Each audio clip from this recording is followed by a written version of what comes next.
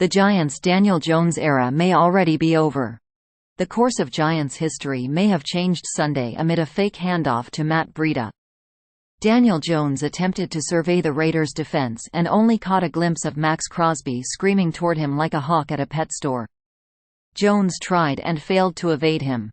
Unfortunately for Jones, that maneuver led to the ominous buckle of his left knee that is painfully familiar to anyone who follows the NFL. Being hit by a bus or having a heart attack, but it's not hard to sense when an era has met its end. Jones may be the starting quarterback for the Giants in name at various points over the next few months, and maybe we will allow ourselves to believe there will be another summer of the 5-year starter running the first-team offense at training camp to come. But it is almost impossible to imagine that Jones's injury, just after he returned from a neck issue that had kept him out for several weeks, was not one of those cataclysmic moments that will inch the Giants closer to drafting his successor. This is a horrible, untimely version of the truth. To be clear, we are not blaming Jones for being injury-prone. We are not calling out some lack of toughness. Indeed, toughness, according to those who have evaluated Jones, has always been the quarterback's most endearing trait, and will be the reason he has a long career in the NFL should he so choose. But Sunday illustrated the kind of catch-22 the Giants have found themselves in, and the reason that signing Jones to a longer-term extension was always a complicated matter. In order to succeed with Jones in this current iteration of the roster, the Giants needed him to be mobile. Through the 5 full games Jones played this year, he was on pace to log the most rushing attempts, 129, of his career. Already this season, he had a 10-attempt game against the Seahawks and a 13-attempt game against the Cowboys. Although these high-volume rushing games were almost exclusively due to a porous offensive line and an almost constant stream of free rushers, he was sacked 17 times between those 2 games. It doesn't take away from the fact that situational mobility saved Jones's career in the first place. Brian Daboll was able to use Jones a bit like he once used Josh Allen in Buffalo, or even a bit like his former coaching mate, Ken Dorsey, had learned to use Cam Newton in Carolina. But we now know that this threat has its limitations. Jones has played 1 full season since being drafted in 2019. He has been on the injury report with a concussion, twice with neck issues, and with a smattering of ankle sprains and hamstring issues.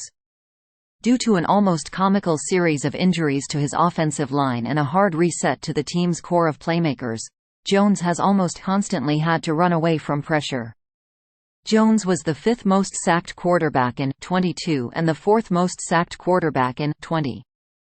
Sunday's injury was not the result of a designed run, but it felt like the culmination of a player having to constantly evade and endure, ad nauseum.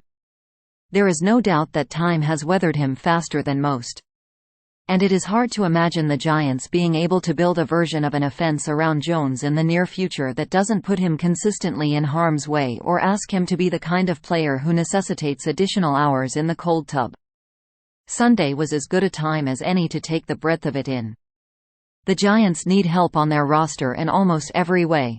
These deficiencies could be covered up temporarily, like they were in 2022, but were always going to reveal themselves. However, this is not a preview of some animus-fueled breakup. Those who want to get rid of Jones without acknowledging all he had done to keep himself there, without acknowledging the toll his body took, are callous and unfeeling. Any kind of breakup would involve cooperation and understanding anyway.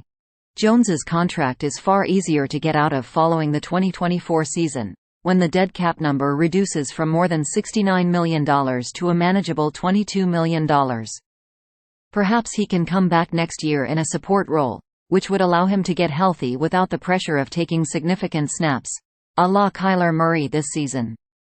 Maybe he'll take an extended rehabilitation period if, indeed, an MRI confirms the feared diagnosis of a torn ACL.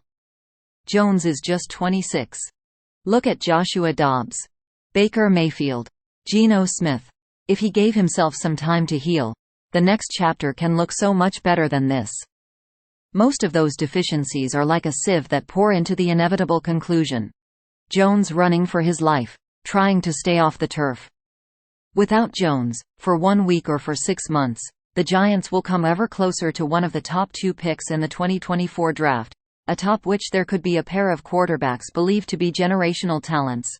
For what that is worth in early November.